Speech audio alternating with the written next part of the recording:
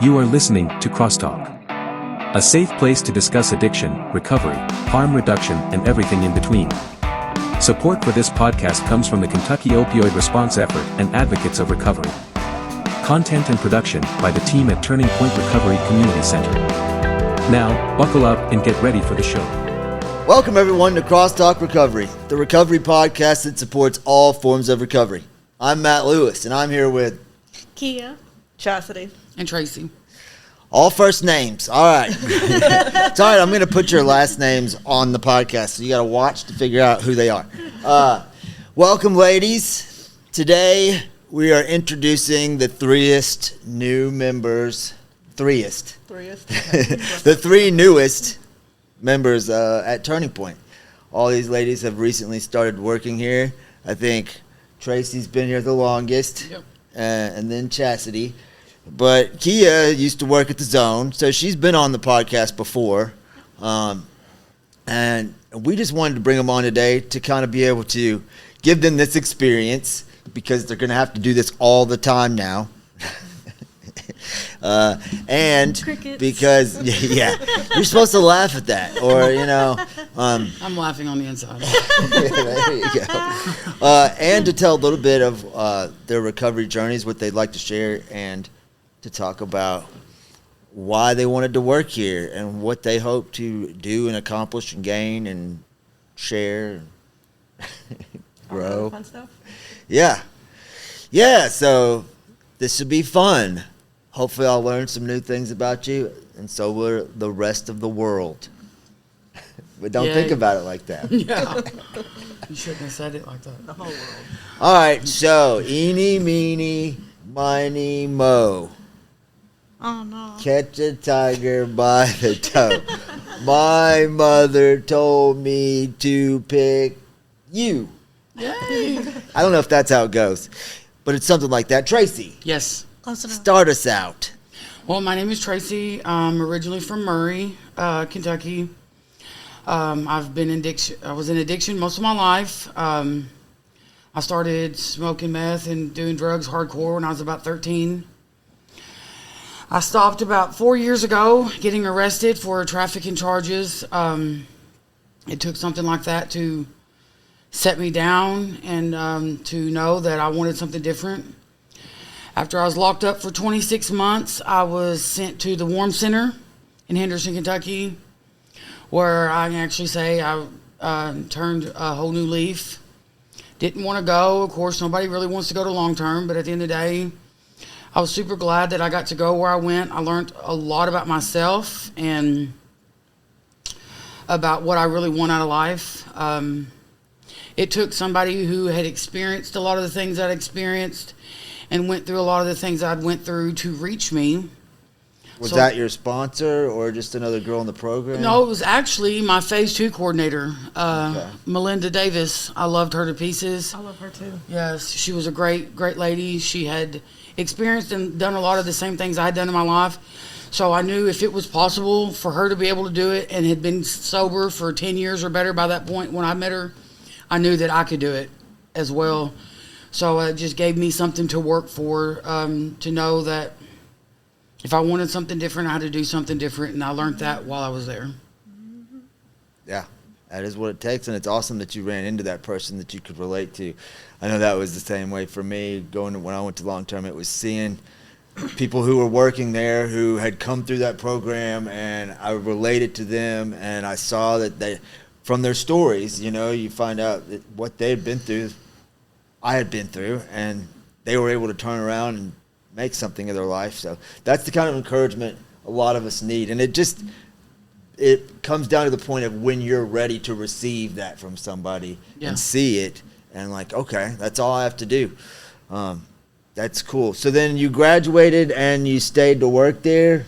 No, I graduated, and matter of fact, my brother been coming up to Turning Point and doing peer support, and he talked to Nathan, and Nathan had told him that they had hired him straight out of rehab. So I'd put my application in here with y'all before I'd even left from there. Okay. And whoever called me, wanted to set my appointment up for my interview. I'm like, I hadn't even left long term yet. So I had to wait until after. So I had to wait until after January to get my interview to even start my job here. Because, as a matter of fact, the day they wanted to set my interview up would have been my last day of my program there. I wasn't even in Murray yet. So I started, come up here for my interview on the 7th and started working on the 20th of January. So I hadn't even been home a month before I even had a job. So I'm like winning. That's what's up. Yeah. So were you in jail for a while before you went to treatment? Yeah, I was locked up for 26 months Okay. Yeah. in the county. Yeah, that explains it. I didn't know that. Yeah. Well, just knowing the requirements that it takes to work here, like going through treatment isn't long enough. You know, you gotta have a year of sobriety at least. Yeah. So, that's cool. I didn't know that about you. I thought you were working as a peer mentor or something. No, there I had peer mentored. I stayed and did my program and completed it. And I literally, the day before my phase 2 date was when I decided I was going to stay in peer mentor and signed to peer mentor. That's why I was down there for 10 months instead of just 6. Okay. It's awesome. Well, we're happy to have you aboard. And Happy to be here. And that connection there that you have at Warm is going to come in useful. Yes. As we talked about earlier, you know, being an alumni, you're able to help people get in there that aren't able to get in other places. So Yes. that'll be great. Thank you. All right, Chasity. Here I am. My name's Chasity. I've been in addiction since I was 12, 13, so 20, 30, I don't even know how old I am right now. Put me on the spot. Good job. So like 25 years. We'll get 25 years. For about 25 years. Started out with alcohol, drinking. Then it quickly turned into pain pills, opiates, heroin. Went through the Warm Center in 2015, graduated, got my alumni status. Obviously, it didn't end there. Went on for quite a few more years, and then I ended up in drug court, who sent me to Fuller Center and Chrysalis House, and yeah, that's where that goes. How long were you in drug court? 2.5 years. Okay. So you bucked against the system. I did You in the still weren't beginning. ready. Yeah. Yeah. What was it one of the treatment facilities you went through, or what was the defining moment where the light bulb clicked on? I think the light bulb finally clicked when I was at Chrysalis House. I ended up having my son there 6 weeks early, and it was just kind of one of those moments where it was like, dang, I got to get it together for him. Like, he's a little helpless baby that needs me, and like I wanted to break the cycle for him and my daughter. So whenever I got back, I hit the floor running, did what they told me to, and then some. And I mean, I had a few more incidents, but it was just minor things, stupid things. Once I got back from treatment, there was no setbacks, and I was ready to do whatever it took. We'll be right back. Every day, an average of 130 people die from an opioid overdose. Opioid overdose is the leading cause of death among adults 50 and younger in the United States. Naloxbox helps save the lives of overdose victims, and there are now over 600 units installed nationwide, but we can do better. Each unit increases access to naloxone, it reduces the stigma that's often associated with opioid overdose, and it works to save lives one box at a time. We hate that there are so many places in this country that need naloxbox units, but the truth of the matter is there are still so many more that need them. Although rescue should not be the only strategy used to address this epidemic, it remains a very important one. You have the chance to improve victim outcomes and the chance to reduce overdose deaths. Whether you're in the private or public sector, you can make a statement that you care. You can install a naloxbox, and you can help us save lives.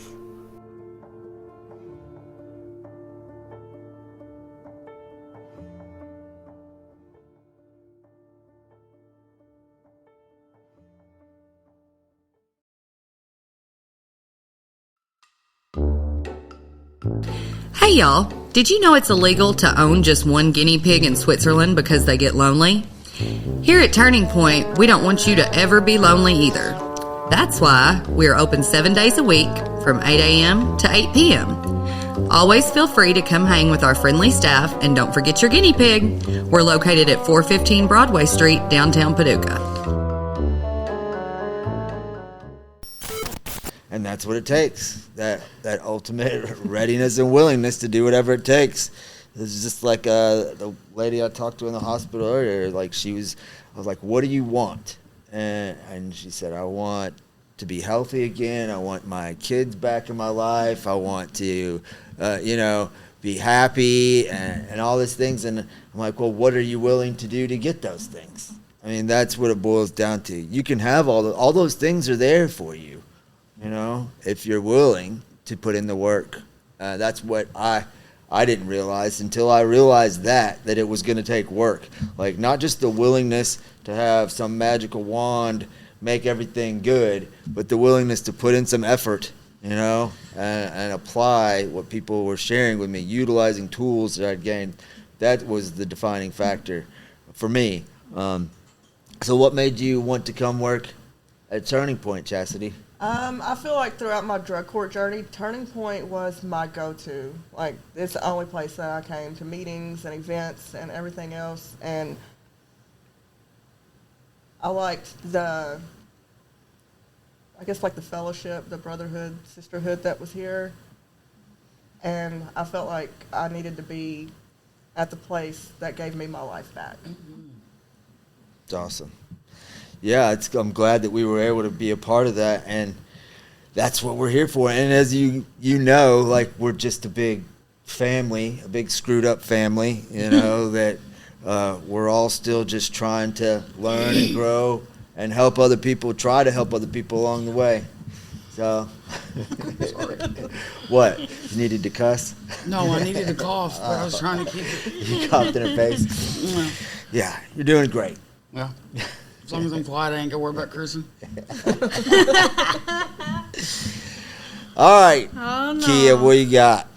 Oh, well, my name's Keya. Can I guess that, I guess. But, I've been in addiction since I was 11. I started off with medication that I was prescribed, and then it kind of took off from there into a spiral of all kinds of things. I did a little bit of everything while I was out there. I tried to go to treatment on my own whenever I was 19, after the first time I had gotten strung out on meth. And it was a long term. And I went for the first month, and I was like, heck no, y'all can send me back. And they told me to try to stay another month, so I stayed another month, and then decided to go back home, thought I had it, thought I figured it all out, and went back out there, got into hallucinogens, and lost my mind. I was out there, man. I was out there. But I think it was July of 2021, I witnessed one of my very close friends overdose, and I had to Narcan him twice. And in that instance, I seen myself of where I was headed. So I decided to go to Mountain Hope here in Paducah. I'm originally from Mayfield, Kentucky. And I graduated from there, and the first place that I found myself was Turning Point. It was Turning Point. Some of the outside meetings from Mountain Hope took us different places, Brown Street and Boiler Room and such. And Turning Point just stuck out to me. It seemed kind of new, and I really liked the vibe there. So I have been sober ever since. And Turning Point, I decided to come to work for Turning Point because they are my family. Since day one, no matter what kind of relationship I was in, what kind of bull crap I was getting myself into, they'll either call me on my crap or praise me when I'm doing good. You know what I'm saying?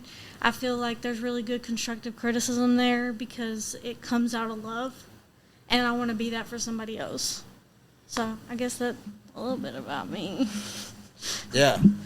Yeah, you're a cool story just because I've known you through this whole journey. Like, I remember the first time you shown up at Outsiders was the first time I ever saw you, and then that you came here and just like a baby in recovery, and then you got a job working at the Zone, which is right behind us. So you were around, you're not really working with the youth. So you started there and then went off, and now you're back working with us, which is just. Which is cool, where you belong, I liked working with the Zone because, I was a troubled youth, and I did a lot of my running around when I started real young, so I really wanted to touch the population which I come from, and now I get to, some say I'm really young to be in recovery, but then again, I'm glad I got it, I'm saying? A lot of them, I have family members that didn't make it, I have friends that didn't make it. It's good to be grateful to be alive, and be able to hopefully save somebody else. Yeah. I definitely was close to not making it. Yeah, I'm always impressed when someone young like you or Chasity, 25, whenever people... 25 years in addiction. No. I'm like 90. But when anybody young gets this, man, because I wasn't listening to nothing when I was young, I was out there for 30 years before I was finally all the way broken, enough to listen to what people were trying to tell me and became willing. But when somebody can get, and the game is different now, too, when I was growing up. Like, there's fentanyl and everything. Yeah, there's fentanyl and everything. Yeah, whenever I seen what was out there, I might have been losing my mind, but there was still that little bit in me, that childlike in me that needed, that I wanted to grow up too fast, but wanted to survive at the same time. And seeing stuff like that at the age that I lost my uncle to addiction a couple years ago. And first time I went into rehab, he told me, try to stick it out as long as you can, because some of us don't make it. And that's facts. It's facts. And he ended up not making it. You know what I'm saying? And it is scary out there. Fentanyl's everywhere. Nobody knows what they're taking now. We just did a Narcan training at the drug court. Yeah. Yeah, we're doing them all the time, and it's good. That's what one of our big jobs here at Turning Point is to distribute Narcan and educate the community about Narcan and about fentanyl and now Xylazine and education is so important, especially like with Narcan. If you don't know about it, like people are scared of it. They think it does nothing but facilitate breathing. It can't hurt you. It's there to help save your life. So. Don't be scared of it. We distribute it nonstop through the Matter Van and through our QRT program, door knocking. If you need some, come by. We have distribution boxes all around Western Kentucky, and we'll hand it to you if you just come down to Turning Point. We'll be right back. Hello, everybody. You want to know something? My biggest issue with meetings is despite their name, they're never about me. Here at Turning Point, all of our meetings are for you and about you. We have meetings at least 3 times a day, 7 days a week. We are located at 415 Broadway, Paducah, Kentucky. Call 270-444-3621 for more information.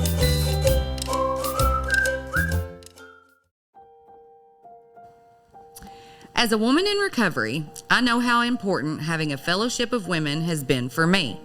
Come join us at the Women of Worth All Recovery Support Group here at Turning Point, 415 Broadway, Paducah, Kentucky, every Friday night at 6 p.m., where we discuss our personal experiences in recovery. Hope to see you there.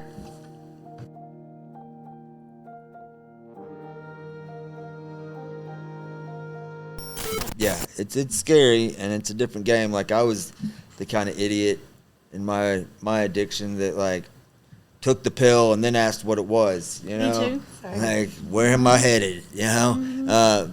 Now you can't do that because you don't know where those pills are getting made anymore or what's in them. So I'm grateful that I came through it when I did, and I'm got out when I did, I guess. I think it's cool we have fentanyl test strips now. like in Salazine test strips also. Yeah. Like that's really cool to know that that's You gotta out there test your for drugs. If harm you're smart, you reduction. test your drugs. You know, I don't think anybody wants to overdose, you know, and hopefully you don't want to die. So, yeah, if you're going to do drugs, test them. So, since we have a little more time left and everybody was so quick to share their story, I guess we'll take this opportunity to get to know you guys a little better. Tracy, what's your favorite color? Purple. Purple. Yes. Chastity? Pink. Pink. Black. Black. Black. That's my sister's favorite color. Yeah. My wife's Goes with favorite color is gray. Gray. I Gray know. also goes with everything, I think. I just like to make fun of her about it. She doesn't listen to this. Of course she doesn't. Maybe she should. She used to, but she lost interest. Let's see. What else can I ask you? Do What's better, Matt. Huh? I think that's what she's trying to tell you. Do better. Yeah. Well, yes, exactly. What's one of your hobbies, Tracy? One of my hobbies, let's see here. I can also say I like to watch movies, and I love to go fishing. That's one thing I'm fixing to do is get my fishing license so I can start to go fishing on my days off. I've been super excited about that. Yeah? Yes, I love to go What fishing. kind of movies do you like? Scary movies? I like all kinds of movies. I really do. I'm not biased by all means. I watch them all. Okay. All of them. All of them. All of them. Every one of them. Yeah. All right, Chastity, what's one of your hobbies? What do you do for fun? Eat chips?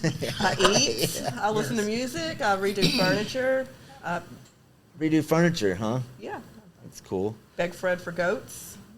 That you don't want? Yeah, they're annoying now. Is that what that picture was? Yeah. Goats? Yeah. Okay. told her she didn't want I them. want baby goats too. No, My you- wife, you want 'em. my wife wants rabbits, and I said we can get a rabbit when I can get a baby goat. They jump around and they headbutt stuff. And they Stand outside your bedroom window at 3 o'clock in the morning going, meh. Yeah, that's right. Yeah, well, that's why you keep the goats further away. In my backyard. Yeah. She lives in town. She ain't got nowhere else to put them but the backyard. Me too. What music do you listen to? I listen to all music. My favorite is probably Kane Brown. You knew it was coming, didn't you? Yes, I love did. him. Right on.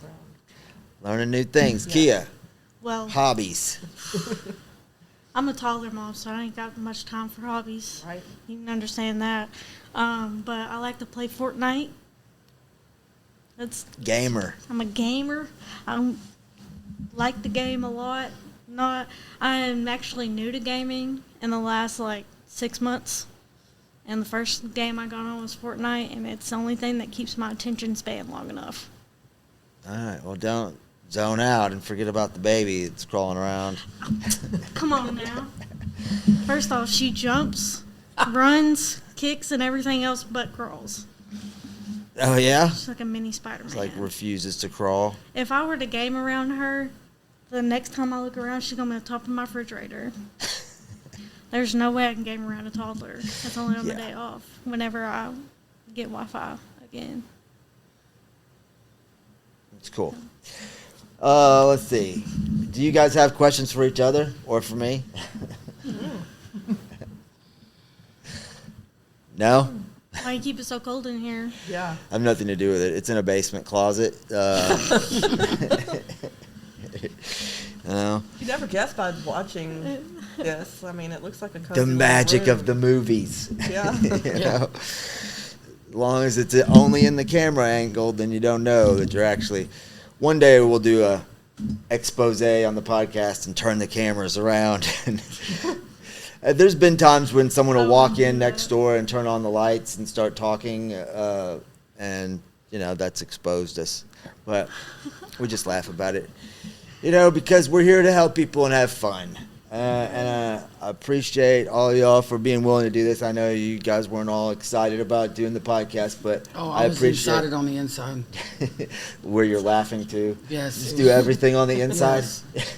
I used to be on the outsider. Now I'm an insider. Everything used to be on the outside, so now I'm trying to make it harder for people to read me. Yeah. Yeah. Well, you're doing a great job. Yeah. You just be overly dramatic like me. Well, that too, but we won't talk about that. Okay.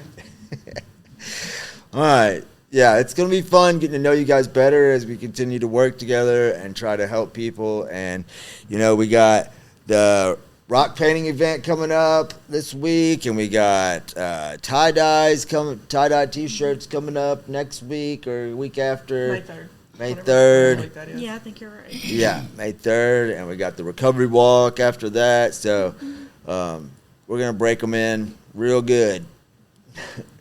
That In sounded unison. horrible. All right, well, One more thing before we go. okay. This is something that I've been doing in every meeting. So if I get a little emotional, you have to forgive me. Put your hand.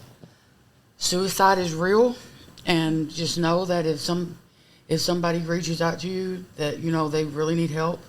So if nobody's told you today that they're proud of you, I am. If nobody's told you today they love you, I do. And if they don't have anybody to talk to, please come find me. I will listen. I wish that my godson would have come found me and talked to me more about what was going on with him, but he didn't, and it's fine. So just know suicide is real, and that is not an option. You know, there's people out here that do love you and that do care. So just come find me if you need somebody to talk to. You're not alone. Yeah, thank you for saying that, Tracy. I've lost a lot of friends to suicide myself, and it's something It hits serious. home. It does. It hurts, and you know. So, and there's 988. You can always call 988 if you're in crisis. You need someone to talk to. If you can't get to someone, if you can't get to Tracy, Yeah. call 988. I'm So usually always here, so it's fun. we do love you. We do care about you. Life is worth it, no matter how bad you think it is. So check us out on YouTube or listen to our audio versions on Apple, Google, Spotify, Podbean, Amazon Music. And as always, stay grateful. If you or someone you know is struggling with addiction or in recovery and needs guidance, speak with Turning Point's team of peer support specialists by calling 270-444-3621. You are not alone, and we are proof that recovery is possible.